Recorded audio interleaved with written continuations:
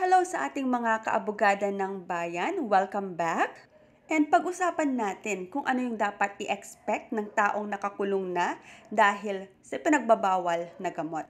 Sa kaso ni People versus Bolasa, sinabi ng Supreme Court na ang mga pulis na pumasok sa isang bahay dahil sa informant's tip na walang warrant of arrest or search warrant o paunang surveillance ay hindi maituturing na nagsagawa ng valid or legitimate warrantless arrest. Dapat nagsagawa muna sila ng surveillance. Magkaroon sila ng tinatawag nating probable cause or personal knowledge na meron ngang krimen na nangyayari. And dapat nakakuha sila ng search warrant bago magsagawa ng valid or wastong pag-aresto at pag-search. Dahil nagkaroon ng illegal arrest, ang mga ebidensya na nakalap ay hindi maaaring gamitin laban sa mga akusado. Therefore, ang mga accused ay napawalang sala ng Korte Suprema. If you want to know more, watch till the end.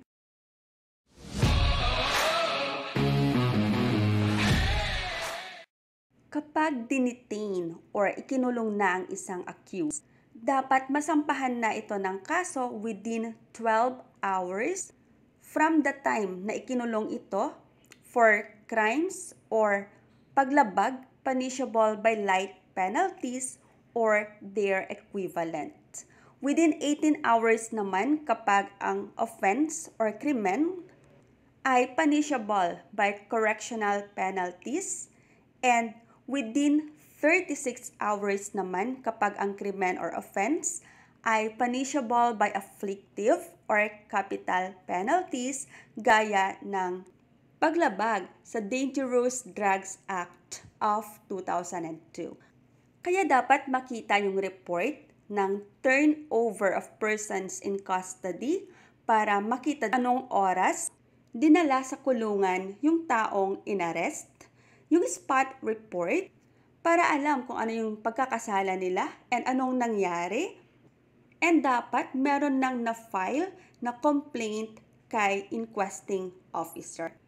Kapag lumagpas na sa 36 hours yung pagkakakulong and wala pa rin na-file na complaint, ibig sabihin wala ng legal authority ang kapulisan para ikulong pa yung accused. Ang hindi lang kasama sa pagbilang ng oras ay sa araw ng non-working holiday. Kapag lumagpas sa 36 hours ang pagkakakulong ng isang akusado or dinidelay ng mga arresting officer ang pag-surrender dun sa accused sa any judicial officer, siya ay nagko-commit ng arbitrary detention under Article 124 of the Revised Penal Code. So, ang crime na ito ay nako-commit ng isang public officer or employee na walang legal grounds or authority ay ikinukulong pa rin yung isang tao. Kapag hindi lumagpas sa 3 araw yung detention, ito ay may kaparusahan na aresto mayor or 1 month and 1 day up to 6 months imprisonment. Kapag ang unlawful detention ay more than 3 days but not more than 15 days, ang kaparusahan naman nito ay prisyon correctional or 6 months and 1 day up to 6 years.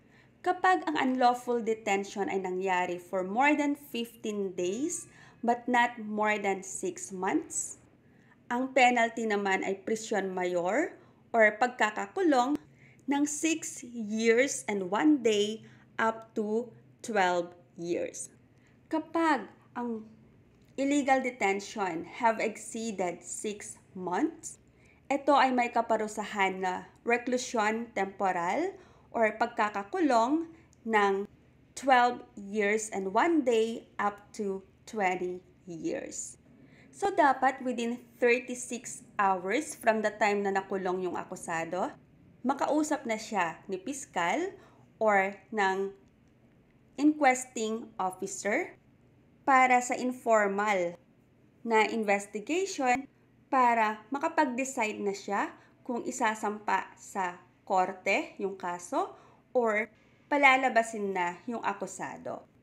Subalit yung 36 hours na nabanggit natin ay pwedeng i-waive ng accused para magkaroon ng formal na investigation ang prosecutor at tinatawag natin itong preliminary investigation.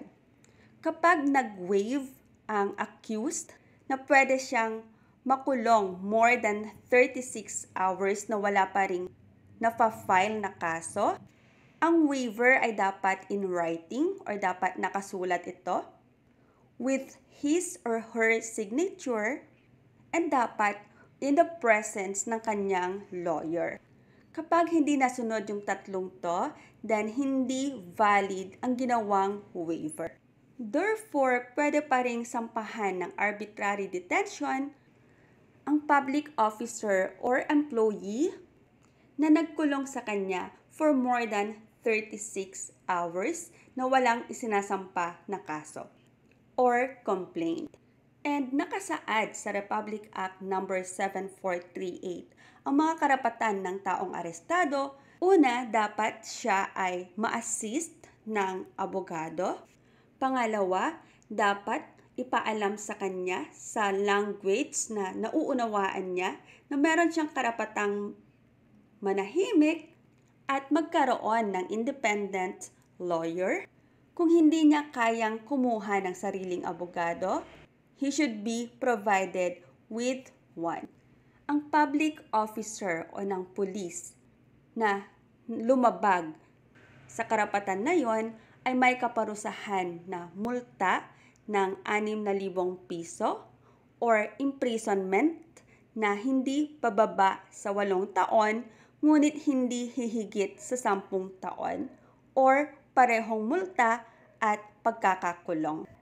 Mapaparusahan din ang nasabing opisyal ng perpetual absolute disqualification kapag dati nang nahatulan ito ng katulad na pagkakasala. Paano naman kung nagkaroon ng pag-amin or outside court confession yung akusado? Ayon sa Republic Act 7438, kapag nagkaroon ng outside court confession or tinatawag nating extrajudicial confession ang accused, ito ay dapat nakasulat at nilagdaan niya ito in the presence of his or her lawyer. Kapag wala naman ang kanyang abogado, dapat ang kanyang pag-amin or outside court confession ay magawa sa isang waiver and in the presence ng kanyang magulang or nakakatandang kapatid or ng kanyang asawa, isang mayor or hukom ng munisipyo, isang supervisor ng paaralang distrito, pare o ministro ng ebanghelyo ayon sa kanyang pinili. Kapag hindi dumaan sa mga nabanggit natin ang naturang confession, ito ay hindi dapat gamitin or hindi pwedeng gamitin bilang ebidensya laban sa accused or sa anumang paglilitis. Karapatan din ng akusado na bisitahin ng sino man sa kanyang immediate family, doctor, pare, ministro ng kanyang relihiyon o ng kanyang tagapayo or anumang national non-government organization or international non-government organization. Ang immediate family na tinutukoy dito ay ang kanyang asawa, pwede rin ang kasintahan, magulang, anak, kapatid, lolo o lola or apo, ang kanyang mga tiyuhin or tiyahin, pamangkin, at tagapag-alaga or ward. Ang sino mang public officer na lumabag nito ay may kaparusahang pagkakakulong ng hindi bababa sa higit na 4 na taon o higit sa 6 na taon at multa na 4,000 pesos. I hope tong video guide na to ay makatulong sa mga nadamay lang or naging biktima ng illegal arrest. Isang paalala, hindi ito payong legal. If you need a lawyer, please contact or have one. Maraming salamat guys and have a wonderful day. God bless everyone.